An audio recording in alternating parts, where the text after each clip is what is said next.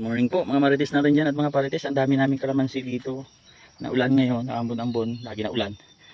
Nalalaglag, dami, pero ang daming bunga. Yan o, daming bunga, nalalaglag. Yun po, makikita niyo po yung may mga laglag na kalamansi. Yan, yan, tapos ang sili, dami. Daming bunga, ayun maliliit pa pero nalalaglag. Yan o, daming laglag o. Yan, nalalaglag, sayang. Kaya pangwanin na natin, kalamansi. Ito pa, maraming puno doon sa kabila, hindi ko pa napupuntahan. Pero titingnan natin. Ang lago na ng aswiti ko. Yan, manguha tayo ng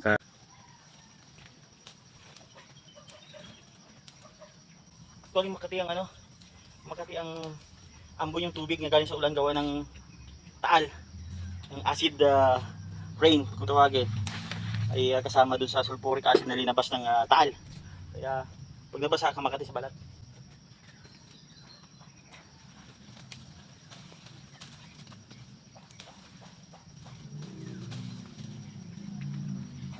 Ito rin siguro ang reason kung bakit nalalaglag ang ano, yung mga ano ng kalamansi, bunga. Madaling tanggal.